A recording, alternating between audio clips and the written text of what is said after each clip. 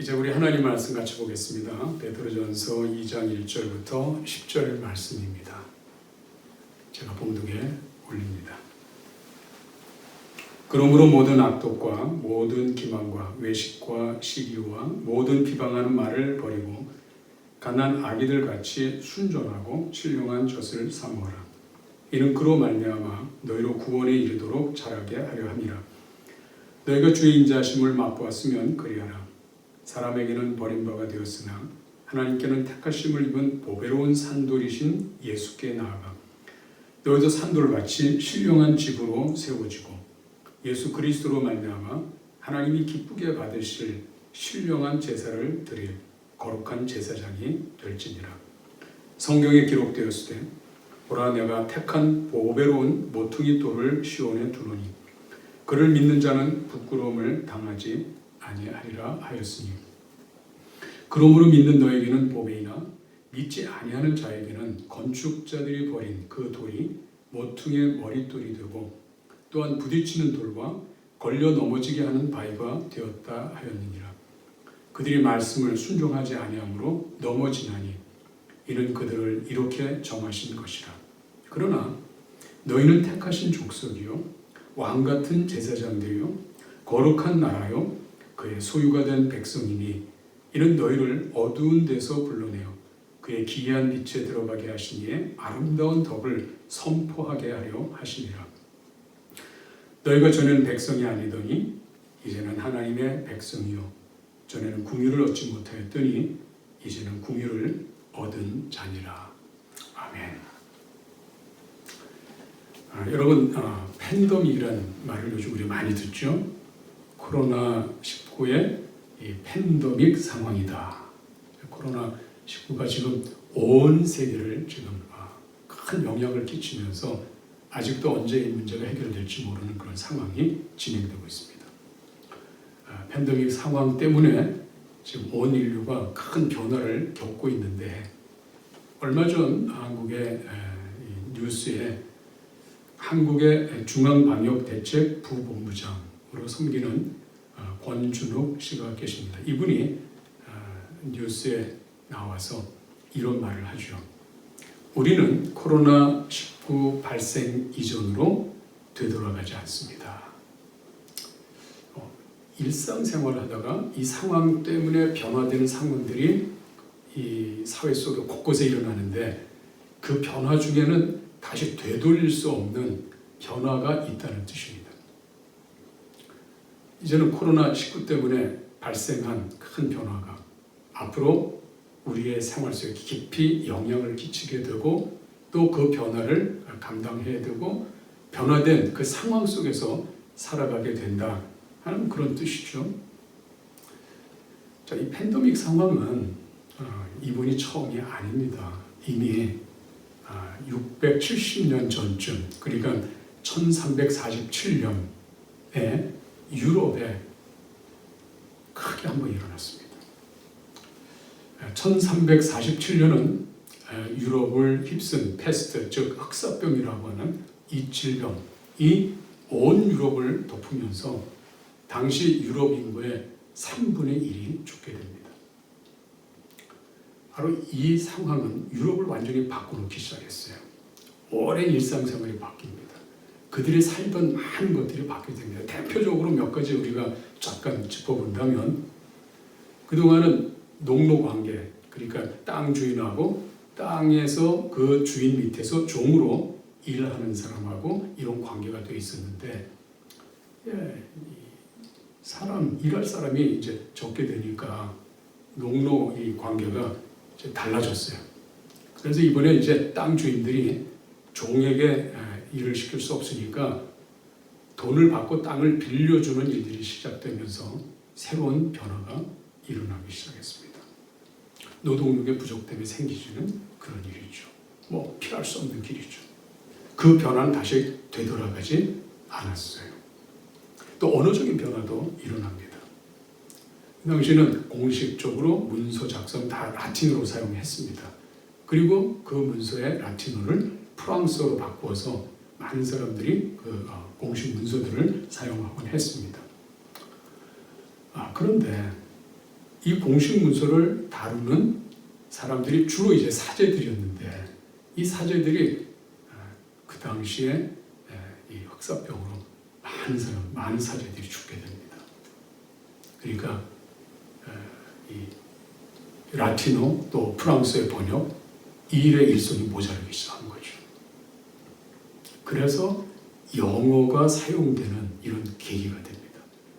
영어가 이제 점차 영향력을 갖게 되는 그런 큰 변화를 겪게 되는 바로 그때가 바로 이때였습니다.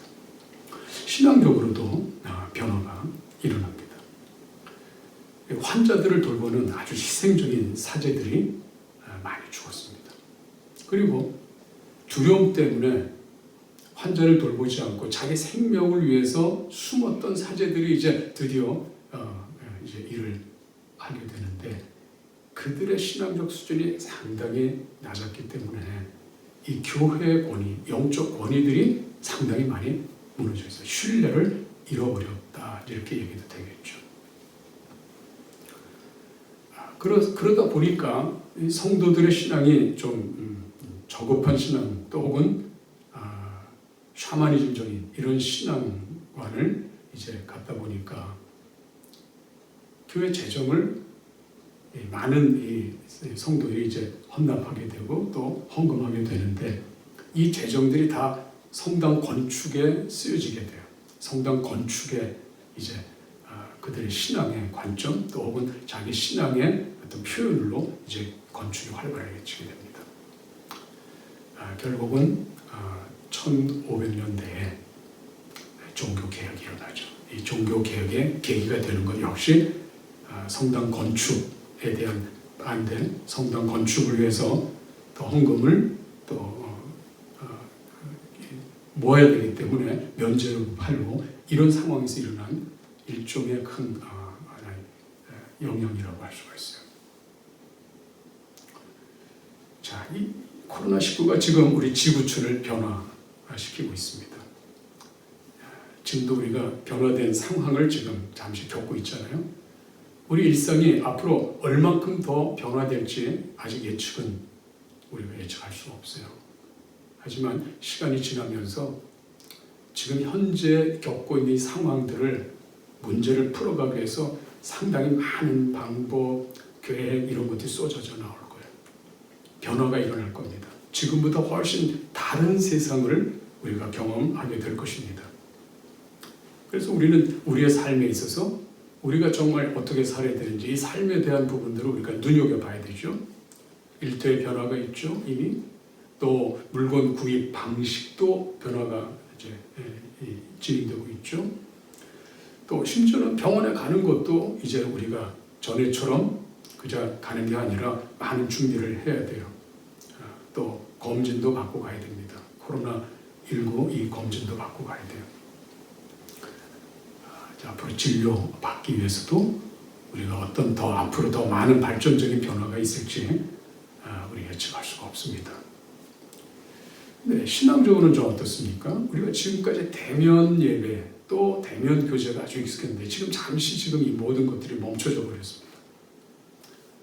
이로 인해서 우리 교회에 익숙했던 많은 이미지들 또 교회 행사들 또 혹은 교회 조직 운영들 이런 것들이 일시에 지금 정지된 것처럼 보이는데 앞으로 이 교회 이미지가 어떻게 더 바뀔지 사역들이 어떻게 바뀔지 그것도 또한 우리가 이 변화를 우리가 살펴보고 눈여겨봐야 될 시점에 와 있습니다. 여러분 돌아오진 않는 일상 변화되는데 앞으로 변화된 삶을 우리는 어떻게 감당하고 극복해야 되는지 지금 우리는 상당히 많은 일상이 긴장 상태에서 지금 진행되고 있다는 것을 볼 수 있죠.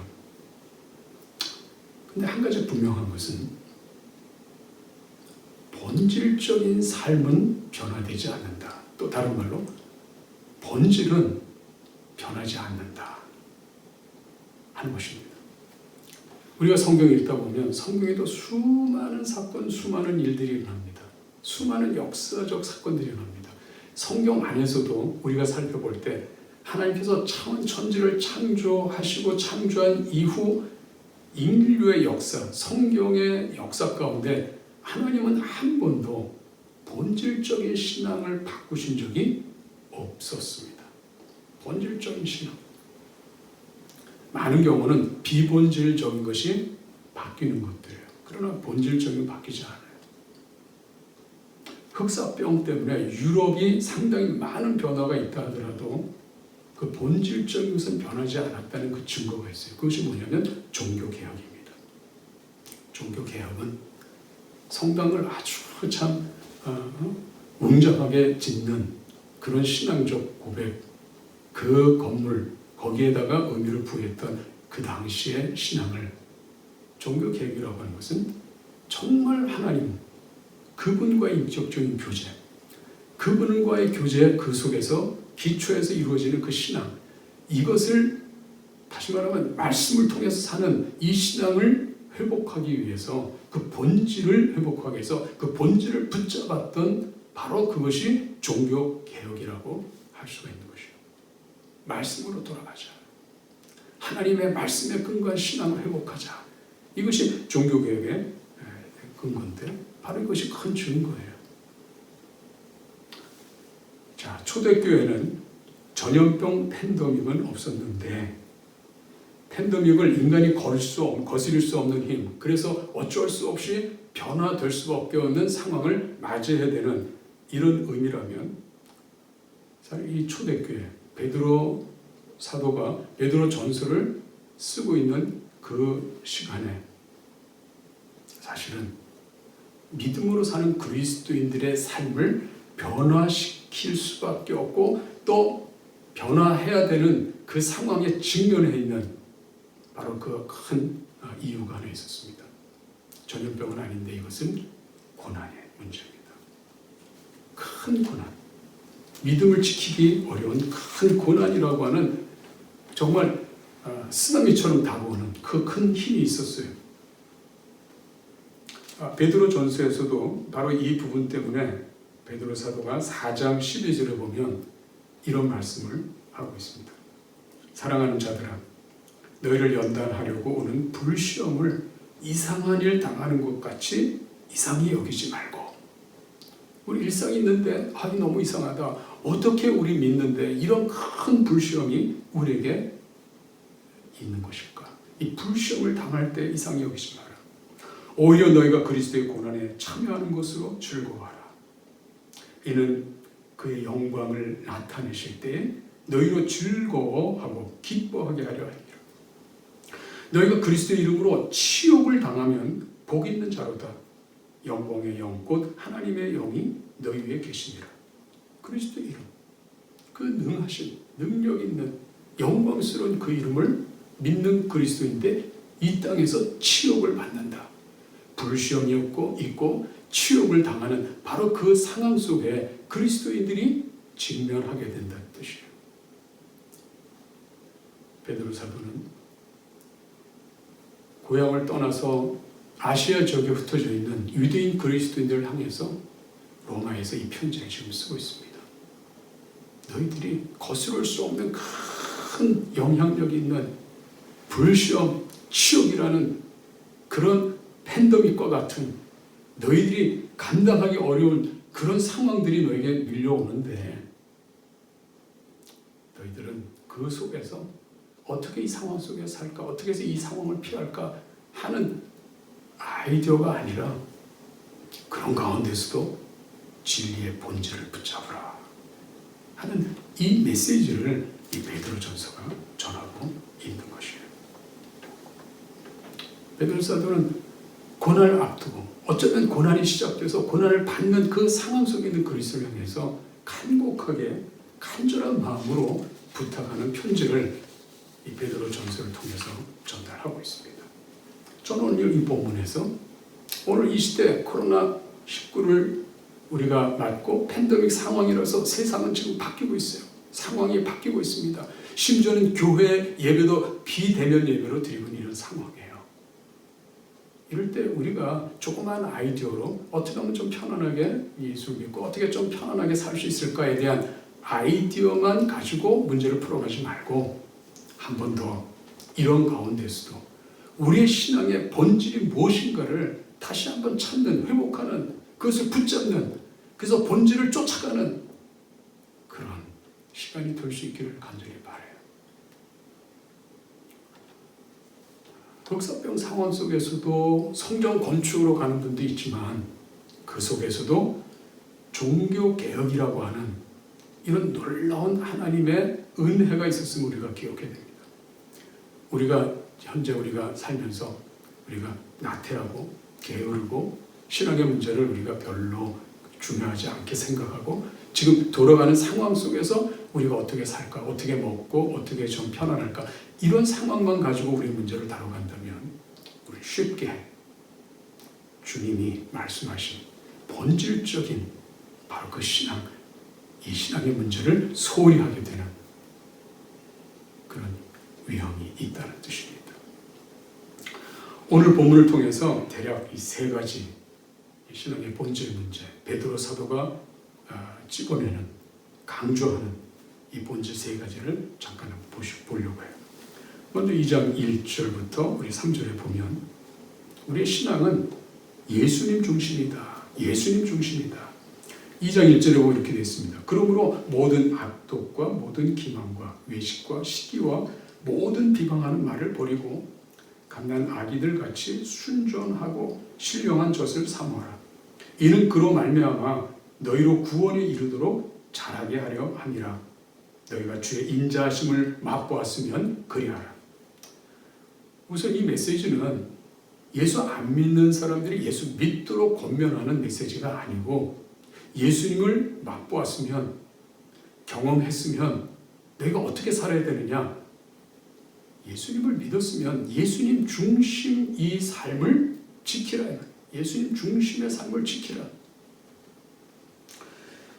특별히 1장 22절에 보면 너희가 진리를 순종함으로 너희 영혼을 깨끗하게 하여 거짓이 없이 형제를 사랑하기에 이르렀으니 마음으로 뜨겁게 서로 사랑하라.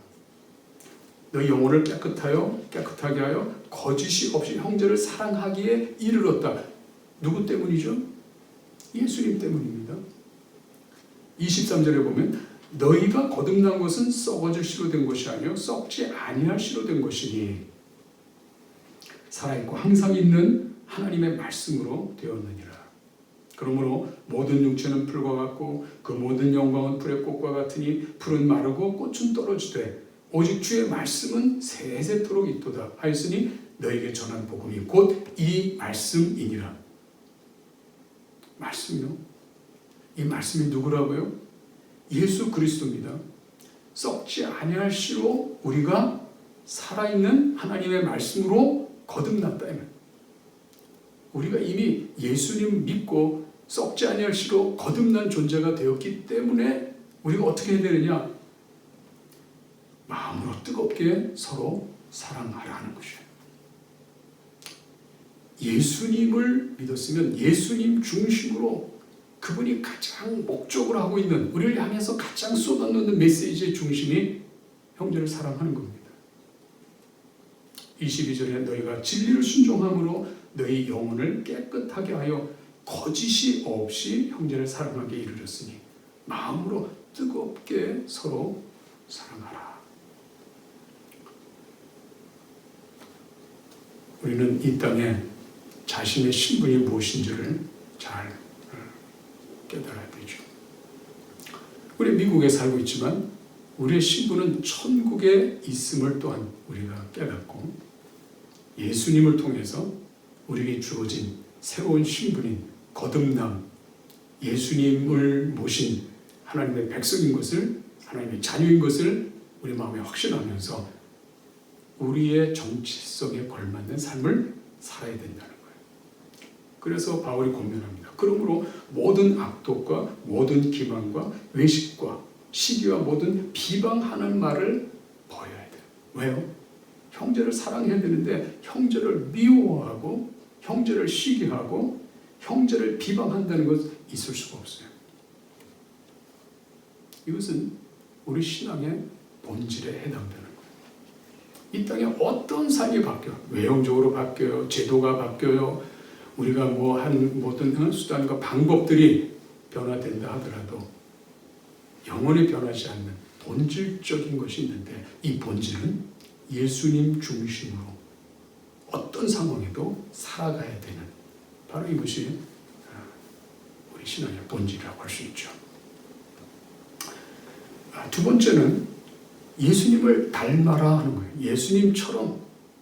예수님처럼 살아라 하는 얘기. 4절에 보면 사람에게는 버림바 되었으나 하나님께는 택하심을 입은 보배로운 산돌이신 예수께 나아가 너희도 산돌같이 신령한 집으로 세워지고 예수 그리스도로 말미암아 하나님이 기쁘게 받으실 신령한 제사를 드릴 거룩한 제사장이 될지라. 자, 우리가 이 표현을 어떤 의미로 여러분들이 생각했는지 모르지만 오늘 다시 제가 설명드립니다.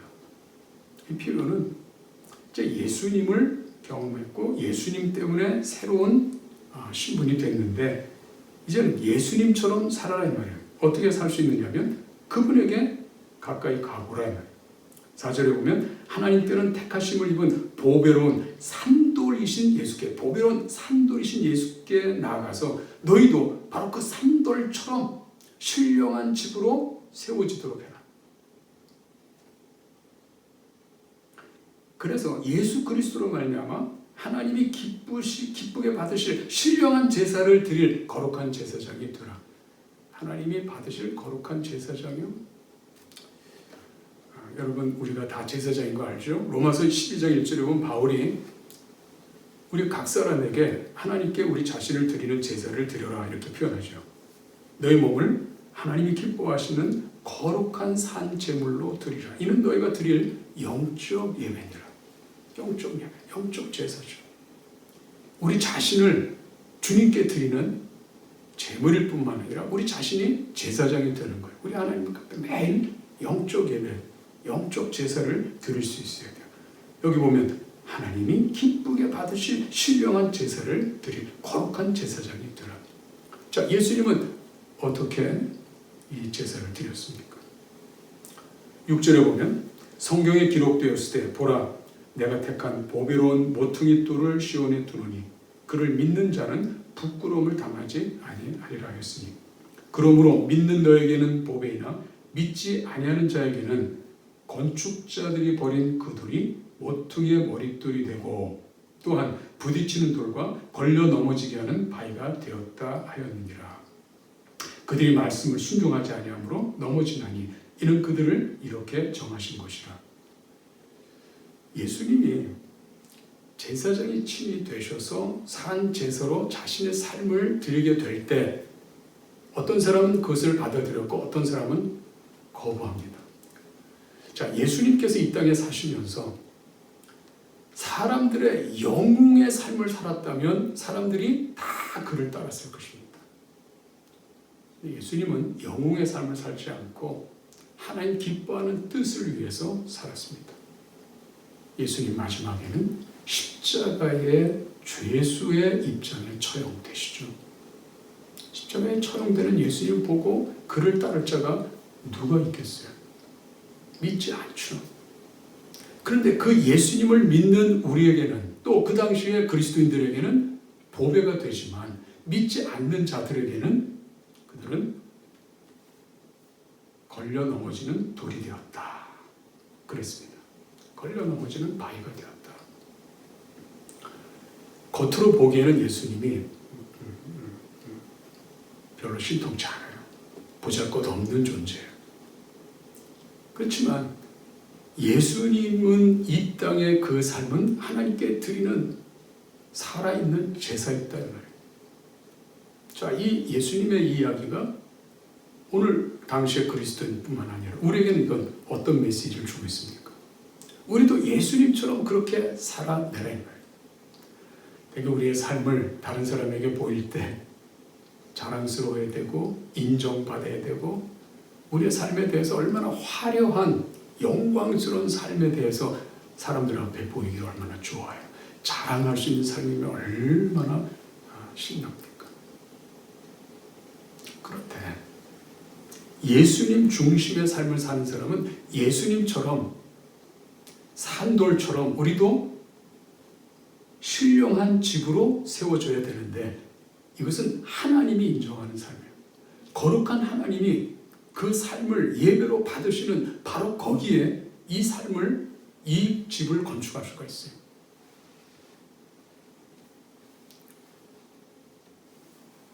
오늘 22절에 보면 너희가 진리를 순종함으로 너희 영혼을 깨끗하게 하여 거짓이 없이 형제를 사랑하게 이르렀으니 마음으로 뜨겁게 서로 사랑하라. 사실 쉽지 않습니다. 진리를 순종하기 때문에 결과적으로 사랑의 열매를 맺어라, 예수님처럼 십자가를 통해서 사랑의 열매를 맺어라 하는 이야기들인데, 오늘 이 삶을 살기를 우리가 부단히 우리는 거부하고 있을지 모르겠어요. 왜?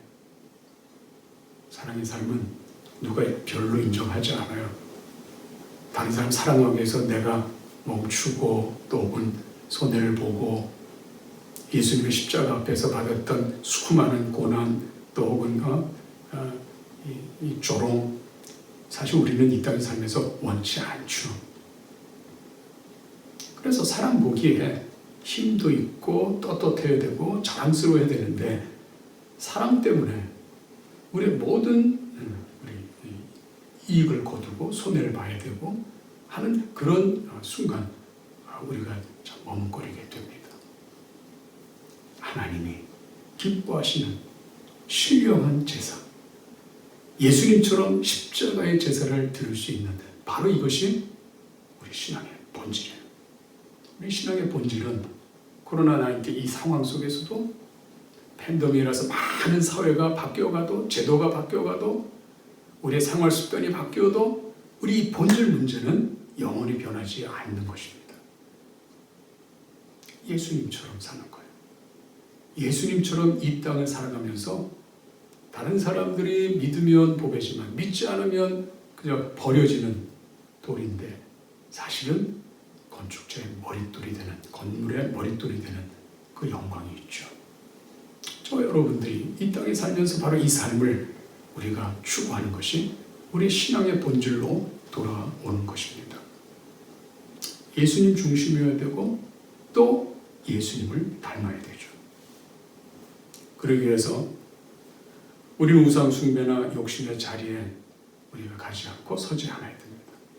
거짓에 동조하거나 참여하지 않도록 우리가 거룩한 제사를, 신령한 제사를 하나님께 드리기 위해서 바로 거기에 참여하지 않아야 됩니다. 또 세속적인 삶을 즐기지 않도록 우리 자신의 즐거움을 계속 잘 살펴야 됩니다. 무엇 때문에 즐거워하는가? 세 번째로는 예수를 증거하라. 예수를 닮을 뿐만 아니라 이번엔 예수를 증거하는 삶이라고 얘기해요. 9절에 보시면 그러나 너희는 택하신 족속이요 왕같은 제사장들이요 거룩한 나라요 그의 소유가 된 백성이니 이는 너희를 어두운 데서 불러내어 그의 기이한 빛에 들어가게 하신 이의 아름다운 덕을 선포하게 하려 하시니라.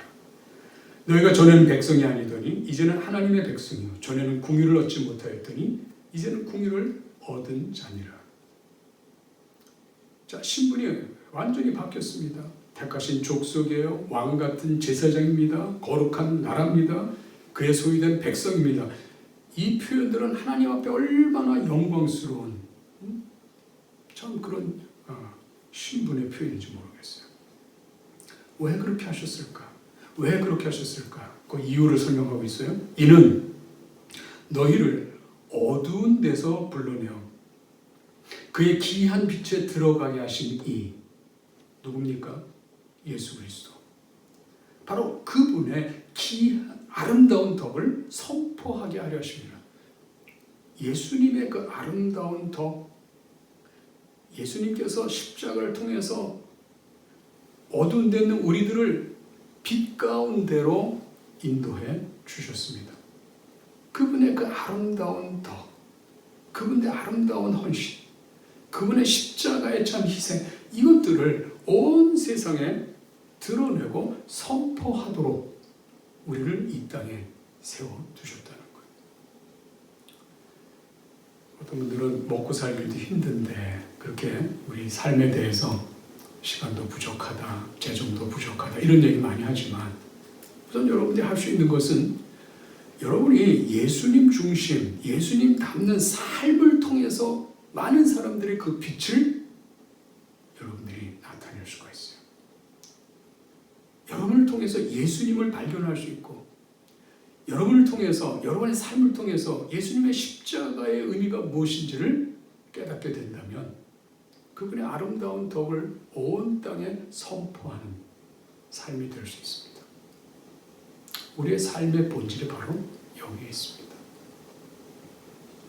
물론 오늘 이 예배 끝나고도 점심에 뭘 먹을까, 내일은 무엇을 입을까, 또 어떤 일을 해야 되지 하는 우리의 마음 가운데 이 부족함 때문에 생기는 염려가 있을 줄 알아요.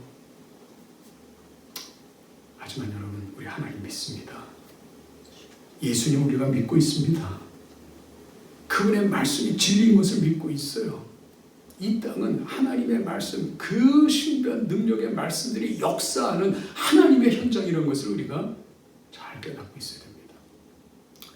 아무리 이 땅에 팬데믹이 있고 아무리 이 땅에 수많은 고통과 환난이 있다 하더라도 이 땅은 하나님께서 우리를 통해서 예수님처럼 예수님 닮을 삶을 예수님께서 우리에게 주신 그 덕을 이 땅에 표현하고 선포하고 살려고 하는 이 중요한 하나님의 목적이 오늘 우리 믿음의 사람들에게 주어지고 있다는 것을 놓치지 않아야 돼요.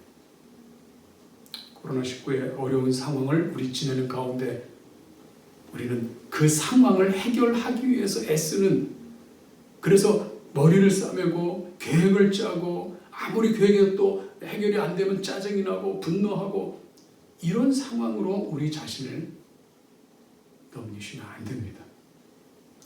그런 상황이 지금 우리들의 상황이라 하더라도 그 속에서 우린 다시 한번 예수님 중심으로 돌아와야 돼요.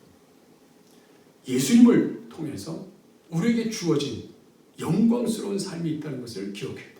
신앙에 본질 문제가 있어요. 비본질 때문에 우리 많은 시간 쏟고 에너지 쏟고 우리의 신앙과 모든 것들을 우선순위에 두지 않고 무엇을 먹을까 무엇을 마실까 염려하는 이방인들의 염려에 빠지지 않도록 주의하셔야 됩니다. 우리가 하나님 앞에 기도하면 우리 하나님은 우리의 기도를 들으시고 하나님께서 우리의 기도를 들으시고 역사해 주세요. 자, 그래서 베드로 전서 4장 7절에 보면 이런 말씀이 있어요. 만물의 마지막에 가까웠으니 그러므로 너희는 정신을 차리고 근신하여 기도하라.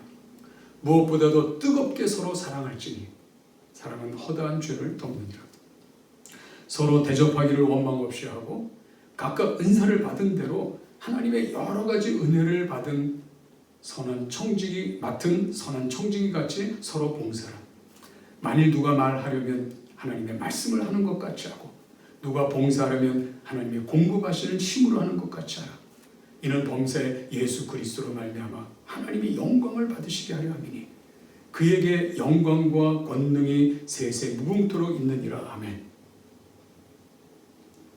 네로 황제의 어마어마한 핍박이 지금 몰아치는 바로 직면에 있는 그 순간 그리스도인들이 받을 그 고난이 바로 이 당시에 유대인 그리스도인 흩어진 나그네인 그들에게 지금 직면해 있다는 이 사실 앞에 베드로는 그 상황에 휩쓸려 가지 말고 그 상황 속에서도 본질, 우리 신앙의 본질을 굳게 깨닫고 그 본질에 합당한 그 삶을 살라고 예수님 그 복음에 합당한 삶을 살라고 간곡하게 강조하고 있어요. 뜨겁게 사랑하라. 뜨겁게. 허다한 죄를 덮을 만큼 큰 사랑, 뜨거운 사랑을 해라. 대접할 때 원망 없이 해라. 또 은사대로 선한 청지기처럼 서로 봉사하고 말할 때도 하나님 말씀을 하는 것 같이 하고 봉사할 때는 하나님 공부하시는 힘으로 하는 것 같이 해서 우리의 중심에 모든 중심에 그분이 계심을 간직하라. 이 말씀을 지금 베드로 사도가 간곡히 부탁하고 있습니다. 이 말씀은 지금 이 시대 저와 여러분에게 지금 꼭 필요한 말씀입니다. 여러분, 경제적 어려움 때문에 흔들리지 마십시오. 사랑의 우선순위를 빼앗기지 마십시오.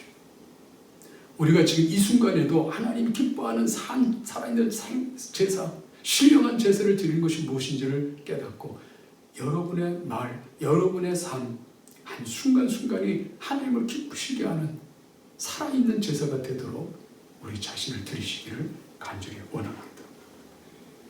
예수님이 우리 삶의 본질이에요. 우리 신앙의 본질이에요. 오늘 코로나19 때문에 이 시대가 지금 상당히 변화될 거라고 얘기하는데 제가 또 특별히 주목하고 있는 하나는 사회적 거리두기 때문에 앞으로 새로운 계급사회가 일어난다 이렇게 얘기합니다. 비대면이라는 거리두기를 통해서 지금 이 새로운 그룹들이 일어나는데요. 비대면 원격 근무 노동자들이 생긴다는 겁니다. 주로 전문직 관리직, 재택근무가 가능한 사람. 또 필수적 대면 노동자 그룹. 재택근무가 안 되죠. 의사, 간호사, 약사, 군인, 경찰관, 마켓 직원들. 이건 필수적으로 그 자리에 서서 일을 해야 돼요. 또 그런가 하면 월급을 못 받는 노동자들이 생기는 거예요. 일을 못 하니까요. 공장 노동자들, 대개는 이제 지금 현재 겪는 사람의 53%가 다 이 그룹에 속했다고 합니다. 이 경제적인 어려움이 생기죠. 그런데 잊혀진 노동자 그룹이 있다고 해요. 이분들은 양로원에 있는 분들, 죄수들, 정신병 환자들, 이분들은 이미 이 사회에 보이지 않는 그룹이었습니다. 근데 이번에 코로나19 때문에 가장 큰 타격을 받는 그룹이 보이지 않는 그룹이에요. 이들은 거리두기도 어렵고 촘촘히 있는 데서 상당한 타격을 받습니다. 그래서 코로나19 때문에 어떤 타격을 받느냐에 따라서 그룹이 나눠진 거예요. 지금 이 사회는 이 문제를 해결하기 위해서 어떻게 해야 되느냐 하는 것 때문에 여러 가지 정책도 나오고 재정적인 정책도 나오고 또 대비책도 나오고 지금도 그것이 진행 중에 있습니다. 여러분, 지금 이 상황에서 여러분의 가장 우선순위의 대책이 뭡니까? 경제적인 문제입니까? 건강의 문제입니까? 저는 우리 본질 문제를 한 번 더 점검해서 이 상황 속에서도 변하지 않는 영원한 진리인 신앙의 본질적인 예수 그리스도 중심의 삶이 여러분 새롭게 여러분 삶 가운데 다시 한번 확인되고 확신되어지고 다져지기를 간절히 원합니다. 신앙의 본질 문제는 패스트로 인해서도 바뀌지 않았어요. 또 베드로 사도가 언급했던 그 고난의 문제도 바로 이 신앙의 본질은 변하지 않습니다. 오늘 우리가 코로나19를 경험하는 이 상황 속에서도 이 본질적인 문제는 영원히 변하지 않을 것입니다. 본질적인 이 신앙, 예수 그리스도의 중심의 신앙, 예수님을 담는 신앙, 예수님을 증거하는 이 신앙에 대해서 우리 교우들이 다시 한번 마음에 간직하고 확신을 갖고 본질적인 이 부분을 굳게 잡고 오늘도 내일도 승리하는 저와 여러분이 되기를 간절히 소원합니다.